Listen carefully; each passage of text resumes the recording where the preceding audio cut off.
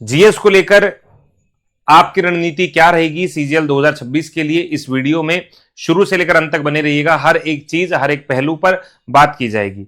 एडिक्विटी क्या कहता है, हमें किस पैटर्न को फॉलो करना है, क्योंकि नया वेंडर जो भी आएगा वो इसी पैटर्न को फॉलो करेगा।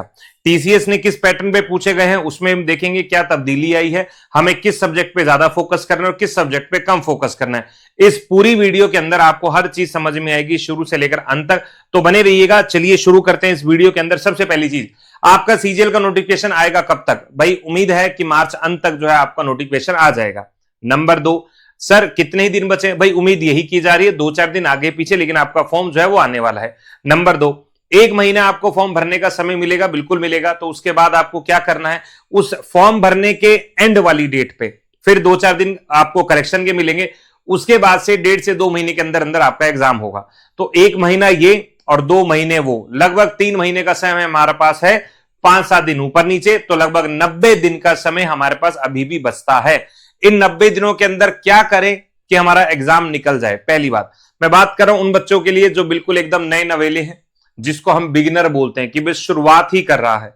और दूसरा बच्चा वो है जो कहता है सर मैं एक लेवल पर जा चुका हूं, पिछली बार कुछ नंबर से रह गया था या किसी वजह से मेरिट आउट हो गया था और तैयारी करते हुए मुझे कुछ समय हो गया। पहली बात, दोनों बच्चे एग्जाम को क्वालिफाई कर सकते हैं। ये बात अपनी कॉपी में लिख लो। अगर आप बिगिनर हो कॉपी में लिख लो, मैं क्वालिफाई कर सकता हूं। और अगर आप प्रो लेवल हो या फिर एक तैयारी कर चुके हो तो आपको तो करना ही करना है, आपके पास कोई दूसरा चारा या दूसरा ऑप्शन नहीं है। आओ समझते हैं इस पूरे गेम को। तो सबसे पहले हम लोग बात करते हैं मेरे प्यारे बच्चे, सबसे पहले जब हम बात करते हैं तो इधर आइएगा।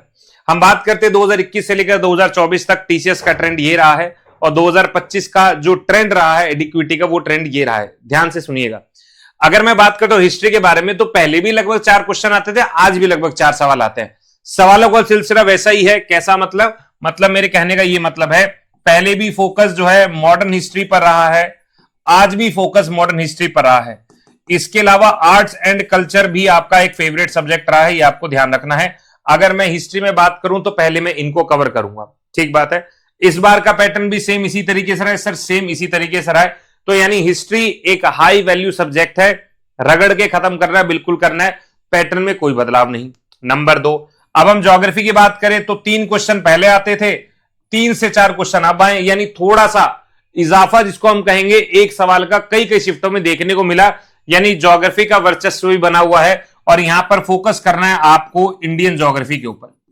यहां पर किस पे फोकस करना है? इंडियन ज्योग्राफी के ऊपर, पहले भी था और आज भी है। इसके बाद इकोनॉमिक्स ने अपना नया रूप दिखाया। पहले 1-2 सवाल आते थे, लेकिन अब सवाल का आंकड़ा है 3 से 4। और मैं ये कहता हूं ये सब्जेक्ट आपके लिए मोस्ट इंपॉर्टेंट बनता है। क्यों? क्योंकि एक तो सिलेबस कम है, और दूसरा इजी है नंबर लेना। तो ज्योग्राफी हिस्ट्री बड़े सब्जेक्ट है, इकोनॉमिक छोटा सब्जेक्ट है। अगर ढंग से इस सब्जेक्ट को कर लिया जाए तो यहां पर क्वेश्चन जो है बिल्कुल ठीक हो सकता है। तो यानी हमारे लिए एक नया सब्जेक्ट निकल के कौन सा है? इकोनॉमिक्स निकल कर आए। थोड़ा और आगे आ जाओ। फिर आता है पॉलिटी के पहले 2 से 3 सवाल आते थे, 3 सवाल प्लस 1 क्वेश्चन आपका बीएनएस से पूछा जा रहा है।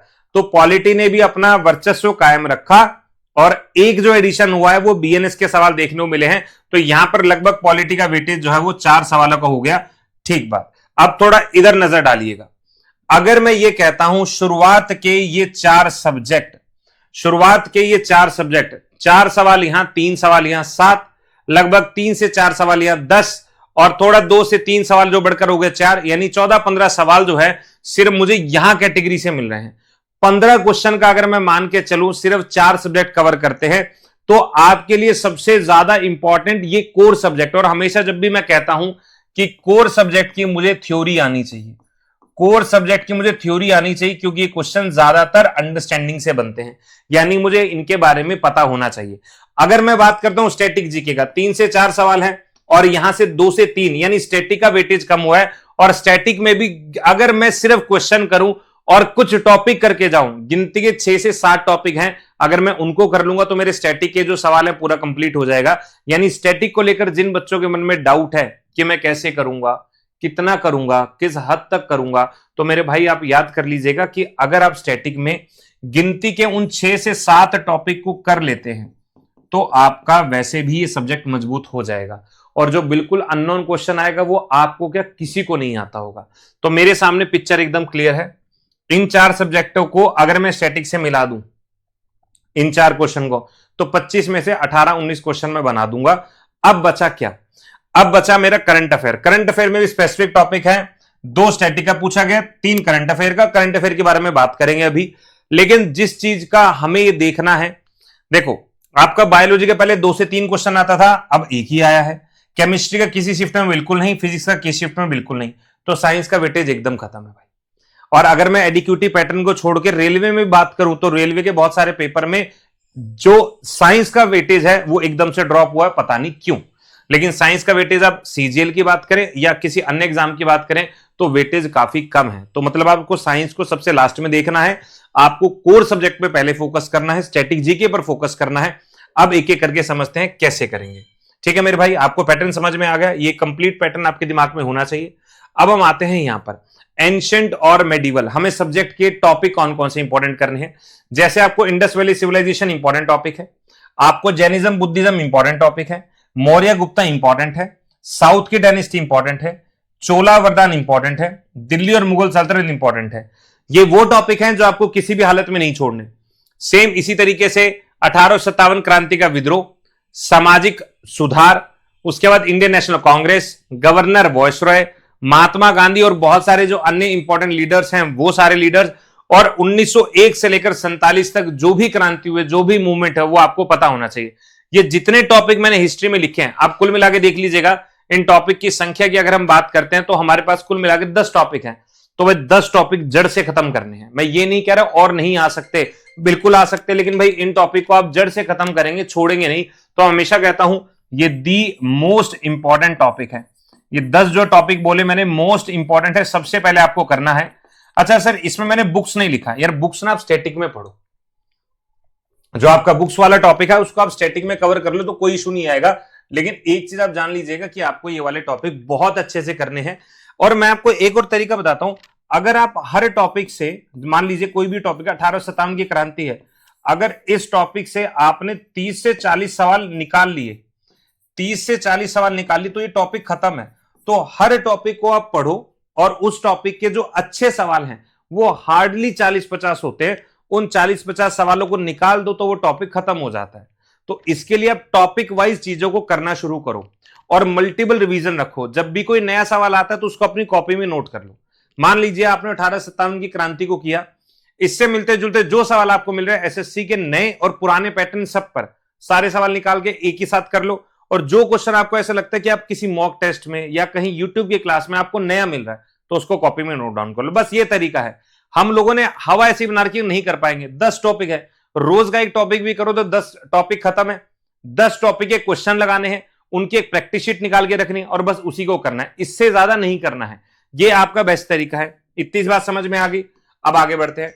अब आते हैं भैया पॉलिटी के ऊपर। पॉलिटी बहुत प्यारा सब्जेक्ट है जिसके अंदर सबसे ज्यादा क्वेश्चन जो है आर्टिकल, शेड्यूल, पार्ट्स और अमेंडमेंट यहां से पूछे जाते हैं। इनको एक बार लग के याद कर लो, बार बार याद करने की आवश्यकता नहीं बचेगी। इसके लिए आप रैंकर्स गुरुकुल पर 1 शॉर्ट वीडियो जो आर्टिकल्स का है उसमें सारे आर्टिकल याद कर लेना, वो यूट्यूब पर आपको मिल जाएगा फ्री में। पार्लियामेंट इंपॉर्टेंट है, स्टेट लेजिस्लेचर इंपॉर्टेंट है, इंपॉर्टेंट केसेस। भाई आजकल ये वाला टॉपिक बहुत ज्यादा ट्रेंड में है। जितने भी इंपॉर्टेंट केसेस हैं किससे रिलेटेड है रटो उन लोगों को, ठीक है। उसके बाद जुडिशरी बहुत इंपॉर्टेंट है, इसके याद करेंगे। नेक्स्ट आएगा पॉलिटी की गिनती के ये वाले टॉपिक है। इसके अंदर जो चीज मेंशन नहीं थी मैं बता दे रहा हूं, संविधानिक बॉडी, संविधानिक निकाय या कॉन्स्टिट्यूशनल बॉडीज, ये आपको याद करना है। ये और एडिशनल टॉपिक याद करना है। ये पॉलिटी का हो गया। तो मेरे प्यारे भाई मैंने क्या देखा कि पॉलिटी की गिनती के 7 टॉपिक होंगे। फिर से तरीका वही है, टॉपिक उठाओ, उसको थ्योरी से पढ़ो और बाद में जाके फिर उसके सारे क्वेश्चन आप लगा दो और जो भी अच्छे सवाल आपको बाद में मिलते हैं उनको अपनी कॉपी में नोट लिखो। हमेशा आपके पास एक कॉपी होनी चाहिए जिसमें जो भी सवाल नए आपको मिलते हैं वो आपके पास लिखे हुए होने चाहिए। जो भी नए सवाल मिलते हैं, मैं फिर से कह रहा हूं, नए सवाल को आपकी कॉपी में लिखे हुए होने चाहिए। क्योंकि यूट्यूब पर हम लोग लगातार क्लास लेते रहते हैं, लेकिन जब भी नया सवाल आएगा पेपर तक नहीं मुझे याद रहेगा, मैं भूल जाऊंगा, तो उसको अपनी कॉपी में लिख लेना ताकि जीवन में कभी वो क्वेश्चन दोबारा है तो आपको पता होना चाहिए, ठीक है। ऐसे ही फिर हमने ज्योग्राफी के इंपॉर्टेंट टॉपिक मेंशन किए। Solar system very very important है। उसके बाद जैसे फिजिकल ज्योग्राफी में मैंने स्पेसिफाइड किया क्या क्या आपको करना है। Ocean current, crowd, volcano, earthquake, सीधा सीधा सवाल आता है। भूकंप निकलता है, निकलने वाले पॉइंट को क्या कहते हैं? कौन सा स्केल मेजर करता है? सिंपल क्वेश्चन होता है, बस पढ़ना ही तो होता है। मिनरल ट्रांसपोर्टेशन इंपॉर्टेंट है, आपको ये पढ़ना है। इसके बाद आपको क्या करना है, मेन जो फोकस होगा वो आपका भारत के भूगोल पर होगा।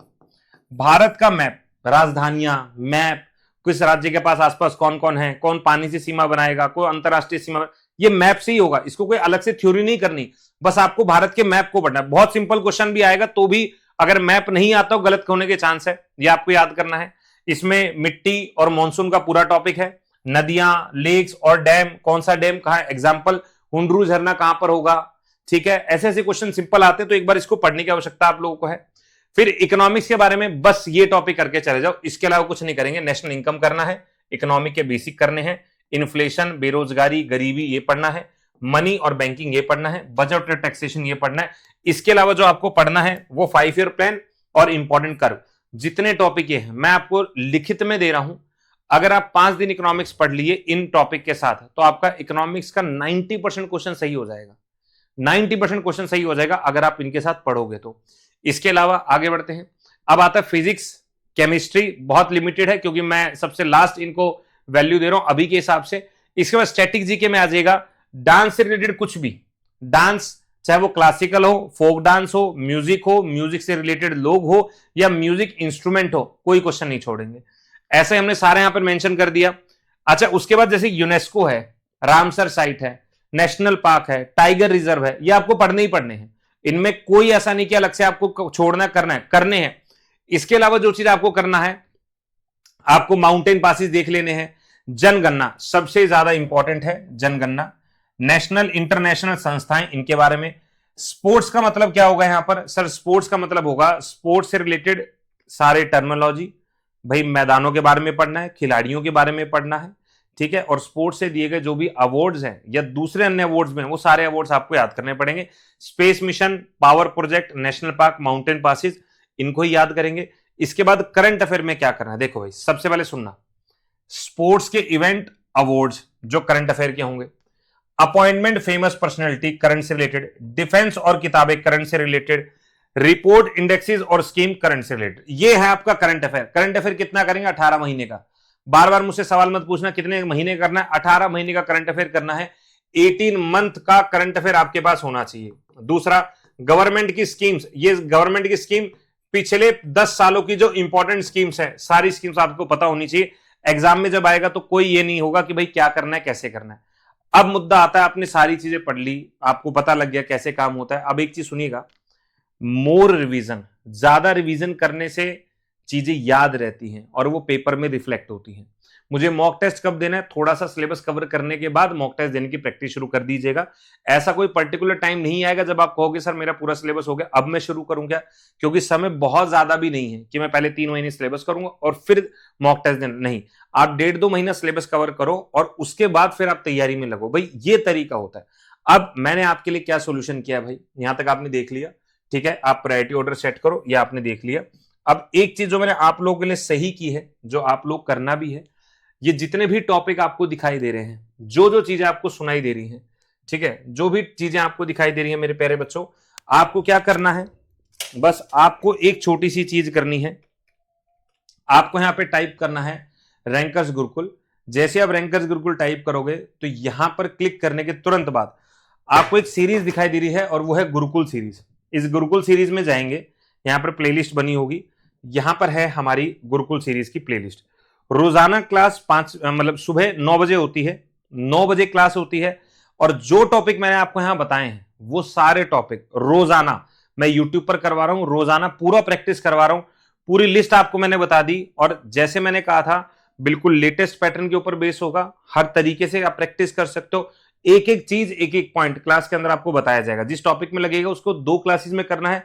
जैसे पार्लियामेंट का टॉपिक लगा है तो पार्लियामेंट के मैं खूब सारे सवाल कराऊंगा 2025 में रिलेटेड, जो भी एग्जाम में हुआ है वो सारे इंपॉर्टेंट है, वो सारे, और जो भी इंपॉर्टेंट यहां से निकल सकता है वो सारी चीज। क्लास का पीडीएफ आपको दिया जाएगा और कुछ समय में एक प्रैक्टिस शीट भी आपको दी जाएगी। मान लीजिए 5 दिन क्लास हुई है तो उसका संडे को एक टेस्ट हुआ करेगा ताकि आपको पता चले आप कितने पानी में हैं। तो सीजीएल की तैयारी जो जीएस के लिए परेशान है वो यहां से कर सकता है। लेकिन अब बात आती है सर मैंने तो सिलेबस ही नहीं पढ़ा। भाई उन लोगों के लिए जिन्होंने सिलेबस ही नहीं पढ़ा, आप आज ही आरजी विक्रमजीत ऐप को डाउनलोड करो और वहां पर हमारा एक कॉम्बो बैच चल रहा है जिसपे भी चल रहा है ऑफर। 999 के अंदर आप कंप्लीट बैच ले सकते हो। मैं फिर से कहता हूं 999 में कंप्लीट बैच ले सकते हो। कंप्लीट बैच में मैं आपको जीएस करा रहा हूं और ये कंप्लीट जीएस मैं करवाऊंगा, जिसमें हिस्ट्री मैं करा रहा हूं, पॉलिटी में करा रहा हूं, इकोनॉमिक्स में करा रहा हूं, ज्योग्राफी में करा रहा हूं। 4 कोर सब्जेक्ट जिसका वेटेज ही 15 नंबर के आसपास का वेटेज है। ये सारा इन डेप्थ मैं आपको करा रहा हूं और अभी इसकी क्लासेस चल रही हैं, तो वेट नहीं करना है, तुरंत ज्वाइन करना है। जो बच्चा ऐसे कहता है सर जीएस मेरी कमजोर है या थ्योरी कमजोर है, तो वो ज्वाइन कर सकता है। और मैथ्स, रीजनिंग, इंग्लिश और बाकी अदर सब्जेक्ट भी इस कॉम्बो बैच में आपको कंप्लीट मिल जाएगा।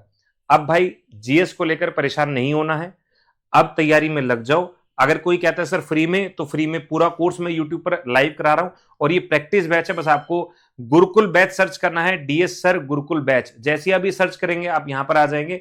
रोजाना क्लास सुबह 9 बजे होती है, 9 से 10 और 10 बजे। ये हर बच्चे के लिए भाई, बार कहीं सर आप प्रमोशन के लिए आ गए, अरे मैं तो कह रहा हूं मत लो बैच, आप प्रैक्टिस करो। और जो बिल्कुल ये लगता है कि सर मैंने थ्योरी ही नहीं कर रखी, वो बच्चा बैच ले। जिसने एक बार किया हुआ है वो मेरे साथ प्रैक्टिस करे जबरदस्त तरीके से। रोजाना क्लास होती है मंडे टू सैटरडे, और कोशिश करेंगे कि संडे को एक क्लास रखें जिसमें मैं आपकी पूरे 6 दिन जो पढ़ा है उसकी एक प्रैक्टिस करवाऊं। 5-6 टॉपिक हुआ है उनको मिक्स करके आप कराओ और फिर आगे बढ़ो। ये तरीका हमारा होने वाला है। फिर भी कोई डाउट है आप कमेंट सेक्शन में कमेंट करें। और ये जितने भी टॉपिक मैंने आपको बताए हैं सर, ये टॉपिक आपको मेरे टेलीग्राम चैनल पर मिल जाएंगे, learn GS with DS sir. ठीक है, जितना भी मैंने आपको बताया है ये सारे के सारे टॉपिक आपको कहां पर मिलेंगे मैं बताता हूं। आपको बस सर्च करना है, लिखना क्या है, learn GS with DS sir, learn GS with DS sir. आप यहां पे सर्च कर लीजिएगा, रैंकर्स गुरुकुल ऑफिशियल पर सर्च कर लीजिएगा, आपको क्लास का पीडीएफ मिल जाएगा। ठीक है मेरे भाई, तो 2026 आपका है। दुनिया में कोई ताकत आपको एग्जाम क्लियर करने से नहीं रोक सकती। अगर कोई कहता है नहीं कर सकते तो वो झूठ बोल रहा है। अपने ऊपर विश्वास रखो और आगे बढ़ो। 2026 सीजीएल का पेपर आपका है। दुनिया की कोई ताकत आ जाए, कोई कहने आ जाए, अगर तुमने सोच लिया तो कोई नहीं रोक पाएगा। अगर तुमने ही नहीं विश्वास किया तो तुम्हें कोई जिता नहीं पाएगा। आपकी इसी जीत में मैं थोड़ा सा योगदान जीएस को लेकर देना चाहता हूं। तो जीएस विद डीएस सर के साथ जुड़िएगा और भाई जीएस को लेकर जो भी आपके मन में समस्या हैं उनसे आप यहां पर मेरे साथ जुड़कर पढ़ सकते हैं। आप बड़े बड़े टीचरों से पढ़े हैं, आप अच्छे खासे टीचर से पढ़े हैं, क्लास में आओ, फील द डिफरेंस कि मैं कोशिश कर रहा हूं बिल्कुल लेटेस्ट पैटर्न पर अच्छे सवाल करवाने का। 1 घंटे के अंदर पूरी जान लगाएंगे आप और मैं मिलकर करेंगे। और जो जो बच्चा क्लास के अंदर आने वाला है नीचे लिख दीजिएगा कि सर कल क्लास में मुलाकात करेंगे। तब तक के लिए जय हिंद, जय भारत। और आरजी विक्रमजीत ऐप डाउनलोड आज कर लीजिएगा। थ्योरी बैच के लिए आप वहां मिले, पेड बैच के लिए वहां मिले, फ्री में पेड बैच को पढ़ने के लिए आप सुबह 9 बजे rankers Gurukul YouTube channel join करिएगा। तब तक के लिए राधे राधे।